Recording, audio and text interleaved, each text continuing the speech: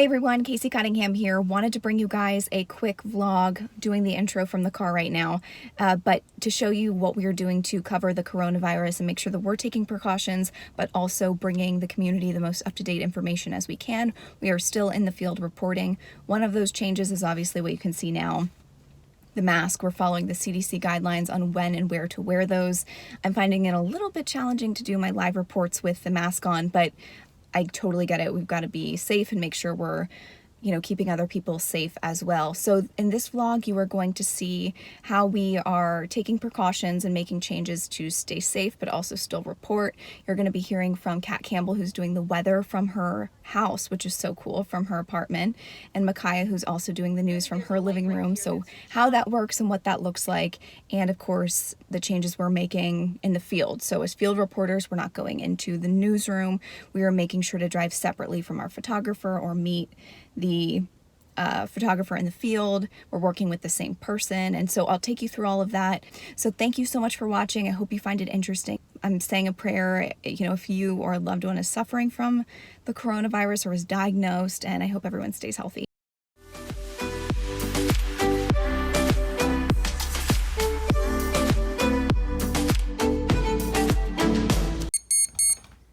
Here we go, starting our day off at 2 in the morning. I'm starting the day off on my balcony checking email, and then we'll call into the station to touch base about my story. Usually we do this in person.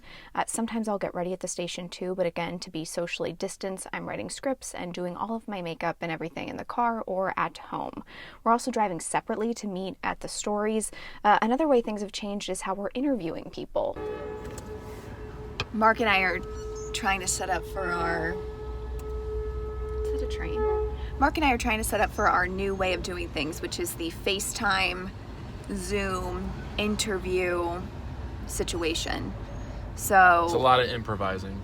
Yeah, so we've got this happening. Just like make this, if we put your phone here and it's just reds, I don't know. That could work. And then we're gonna shoot. So we're interviewing two business owners, and we're trying to get a photo of their business to put in the background of their FaceTime interview. Okay. What a genius. It ended up working pretty well.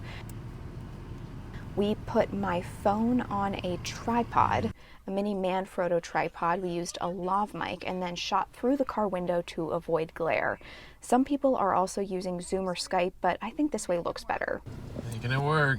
This is a pretty cool new tool. This is a phone tripod that we are getting to play around with and use for some of our interviews.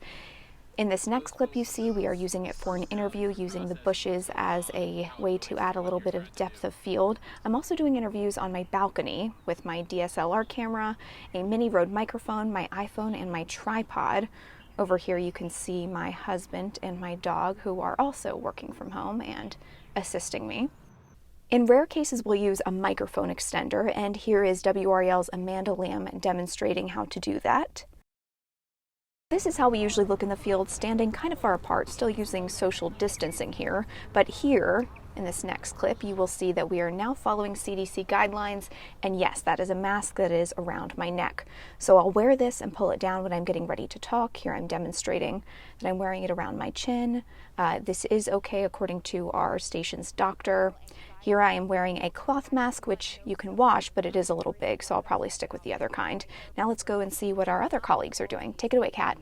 Hey everybody, I'm meteorologist Kat Campbell, breaking down my home green screen setup for you. I had this up and running about 3 weeks ago or more, so I've been using it for a long time, really perfecting it.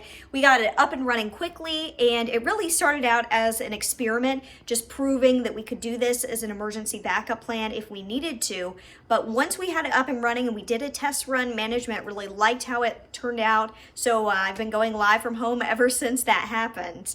And it's been an interesting ride. So this is my dining room, a very fashionable green cloth is set up here. One of my coworkers is a photographer, so he had this as a photography backdrop and he gave it to me to use. I think it's maybe 10 feet by 10 feet. I'm only 5 feet tall though, so it's a perk, I guess.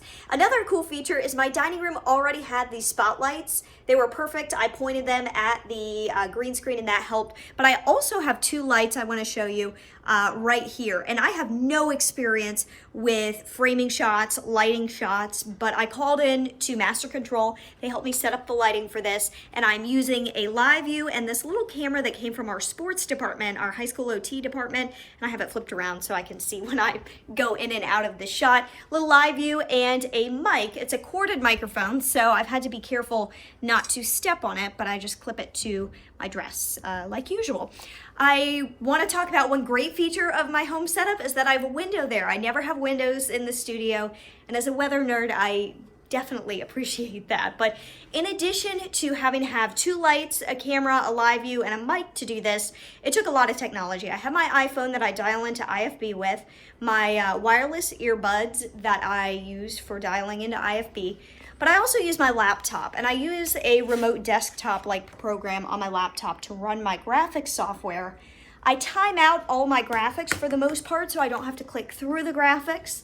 And then those graphics are screen shared to this TV right here. That TV is what shows me my graphics. And then on my iPad, I have a pre-delay feed that comes in and that shows me where I'm pointing. So I can see the pre-delay feed from on air on WRAL and Fox 50. So hopefully this helped you get a good idea of my home studio setup. Stay healthy. Hey there, Micaiah here. Casey reached out to me and said, you know, Micaiah, can you show my viewers what it's like to be working from home? And I said, absolutely. Casey's amazing, by the way.